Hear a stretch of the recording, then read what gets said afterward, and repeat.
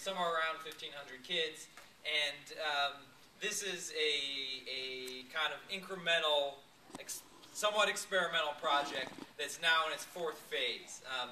As you'll see as I get to in the further slides, we're doing a lot of things differently, and so we decided to start very small and then work our way forward. So we started out as a summer school program in 2009, moved to a after-school program the past spring, and then implemented as an in-school program in one school for just a month at the end of the spring, and now this is being implemented in 3 middle schools, full-time, grades 6 through 8. But what is it? So here are a couple snapshots of what we're doing. I'll get to explain them in a second. But if you go into one of our classrooms, you'll see kids in front of computers talking to online tutors or working with software. You'll see kids around a whiteboard with a teacher, and you'll see kids in a small group working on a similar project with somebody like a student teacher facilitating. And these things are all happening at the same time. Now, our model was inspired by this kind of image, which is that the teacher as a bottleneck between all the kids with all their differences and all of the curricular resources, technology, books, CD-ROMs, programs that are out there. So, as you all know, kids are coming into classrooms with, in general, a huge range of abilities, interests, strengths, and weaknesses. So, in New York City public schools, 3 out of 4 classrooms have at least one kid who's a level 1 and at least one kid who's a level 4 out of 4. So, in other words, you've got one kid who's at the very most fundamental, below grade level, and you got at least one kid who's significantly above grade level and working at different pace.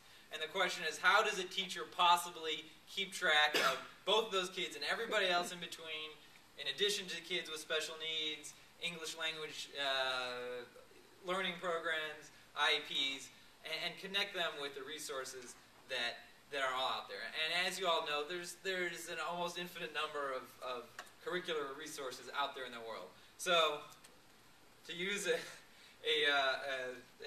instant message term, right? This is TMI, too much information, right? Too much information that stands between all the needs of the kids and all of the books, software that's out there. So we're trying to do something different.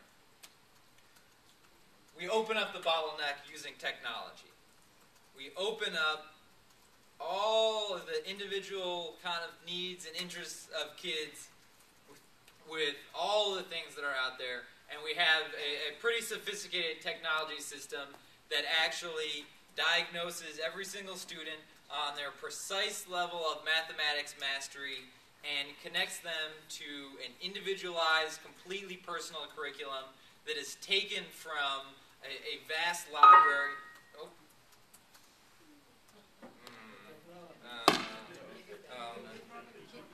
Yes, okay. Let me keep going. Okay. I have a Dell yes, charger. Dell charger. Awesome. Yay. May not be. The woman saves the day. Okay.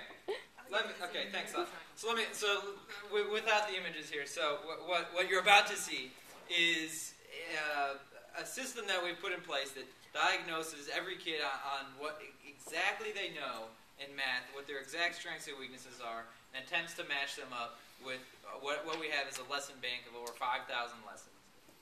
And we do that by opening up the classroom space and moving from a model. Yeah, we got it. We got it. Okay, awesome. Take care of you. Moving from a model where you've got one kid in front of 28 kids in one teacher in front of 28 kids in a box, to an open space where teacher in front of kids is one modality, one way of learning, maybe the most powerful one, but it's not the only one. And so we allow, as you saw in the pictures, the kids to access online, software, virtual tutors, small group, individual work, all at the same time, all to a completely personalized